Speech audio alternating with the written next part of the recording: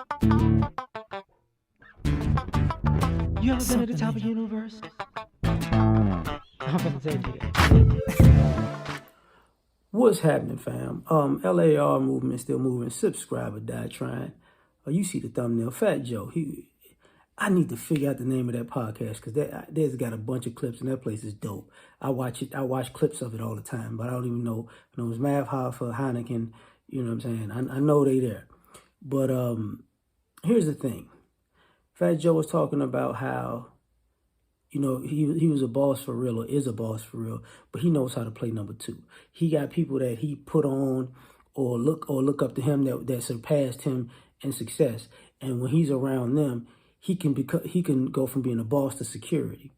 Now, ironically, I heard Yo Gotti talk about this maybe months ago, and for all the people who want to be a boss or who think they're a leader, you're not a boss if you can't be a soldier. That doesn't work like that. Everybody wants to be the chief, but nobody wants to be the Indian. But here's the thing: the chief was an Indian first, so you can't be a chief if you were never an Indian. So this idea that you folks are just gonna show up one day and be a boss, you're stupid.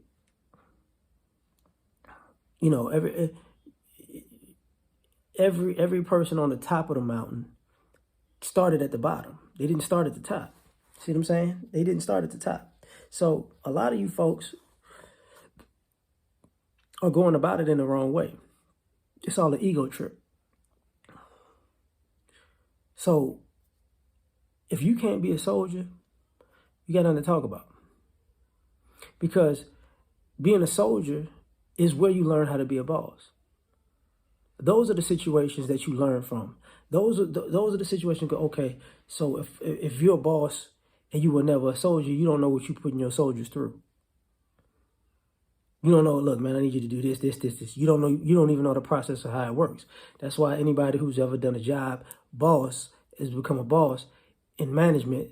Most of the good, great managers or upper management or whatever you want to call it, they started at the bottom, ground floor. And then from that ground floor, they built up. They did this job, they did that job, they did that job, they did that job. So they know how the whole thing works. You cats want to be a boss, but don't want to know how nothing works. You just want to bark out orders that don't make sense. It makes sense to you, but your ego is way out there. And that becomes a problem. Major problem, because now we're dealing with the kind of people who want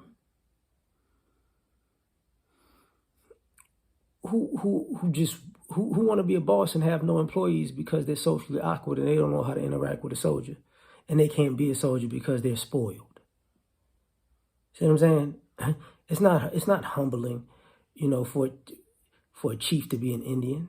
If you're actually, the irony of it is, if you're good enough, a great boss or a great chief or a great king or whatever, a great leader,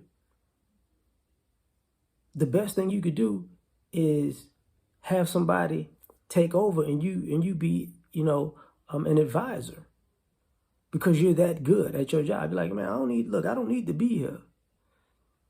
I don't need this spot. This spot needs a successor. That's what a boss does, creates a successor. A lot of you just want to be a boss and train nobody up to take that mantle, take that torch and move forward. Y'all just want to say, yo, it's me. Y'all want to be a boss like the church. You know what I'm saying? Yeah, we know it's a successor, but he gonna come after I die. No, that's not how it works. It's not how it works.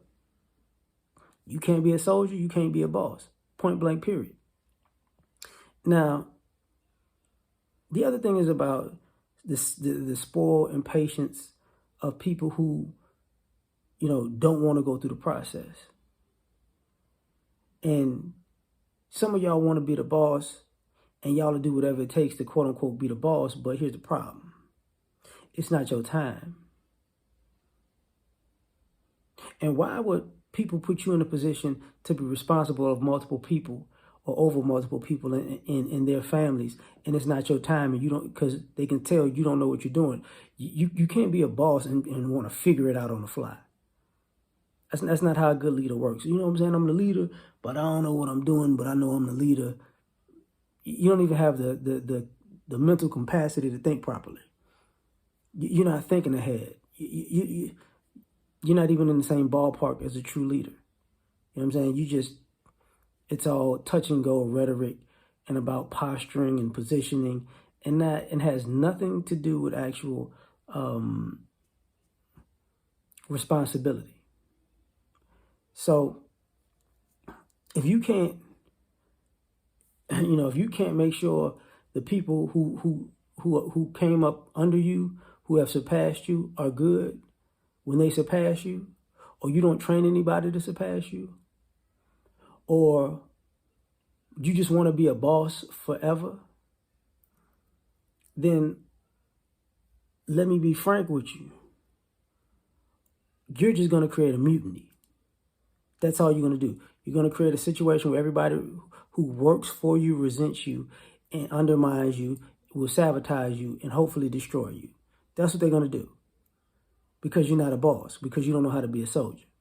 So when Fat Joe was talking, that was one of the dopest conversations. You know what I'm saying? They had a clip with Onyx with Sticky Fingers and Fredro Starr. And Sticky Fingers said, Fredro always started off because he was the nicest. And one of the brothers says, well, I always felt like you was the anchor because you always finished it. And Sticky Fingers said, listen, you need a boat to have an anchor. So he was saying Fredro is the boat. You get what I'm saying? So that's people who know how to play their position, man. So that's just dope respect, and I thought it was a great thing to say, and it's a great compliment. That's truly love in that situation, and that's great to see. But like, share, subscribe, or die. Try and catch you on the next one. Peace.